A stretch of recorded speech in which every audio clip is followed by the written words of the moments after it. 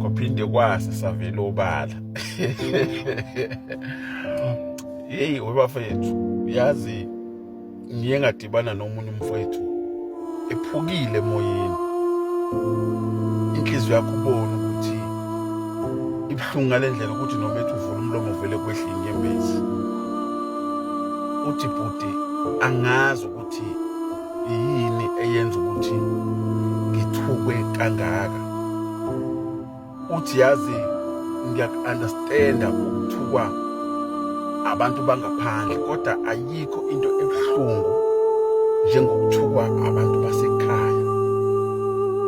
Uthi yazi mfethu into ebuhlungu ukuthi konke abakusho kumina ngiyazazi enhlizweni yami ukuthi angisikona, and nabo bayakwazi ukuthi angisikona, kodwa ngenxa yento ebaphethe engingayazi ukuthi yini yenza bejike behlangana nabantu bangaphandle babe yizitha kimi, bangithuke bangitshele yonke into abafisa ukisho. Uma kunento nje yaphambana ekhaya kuthukwa mina kuthiwe yimi.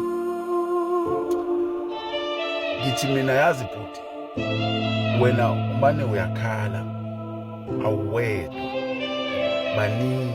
Uyabona idalwa zakini uma zakhetha wena, zakhetha eningini zathi kuleli ikhaya thina umuntu ozosumela nangu.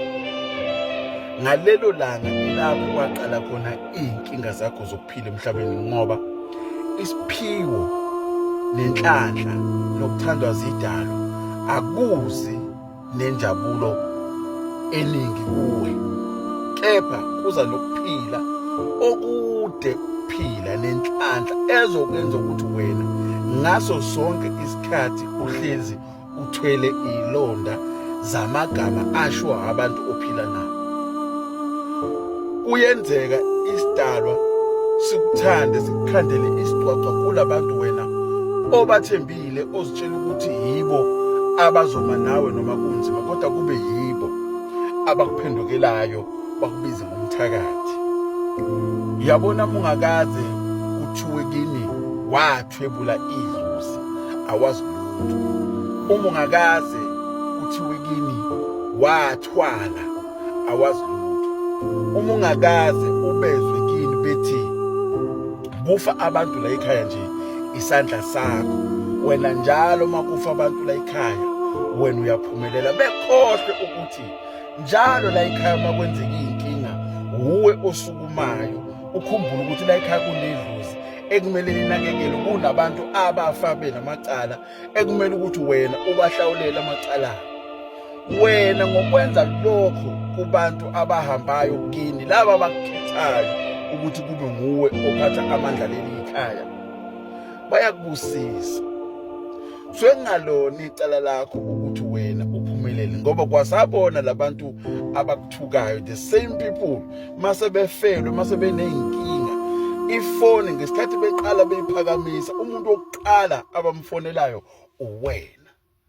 And wena ngalesikhathi usukuma ungababambeli igqubu lokuthi vele wena bahleze bekuthuka, abantu balekelele ngakho basuke bekudinga leso sikhathi, uzubangcwabele ngisho abantu babo uma kuthiwa bashonelwe, vele isidalwa sizokubusisa.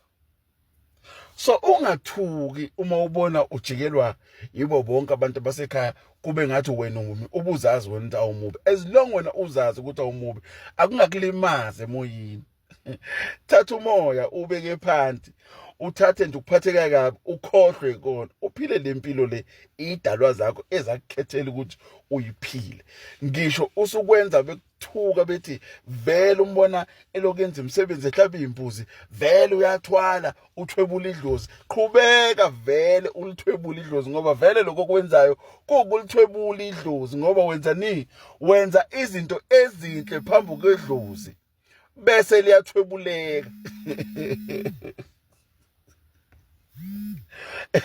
Uyabona lento iyafana nokuthwebula, athi wenza kahle phambi komzali, umzali vele inhliziyo yakho izothwebuleka, akunikeze lolu uthando laba abanye abangenzi kahle abagcina bengalitholanga. So kungakuthusi mngani wami, yima nje uqine.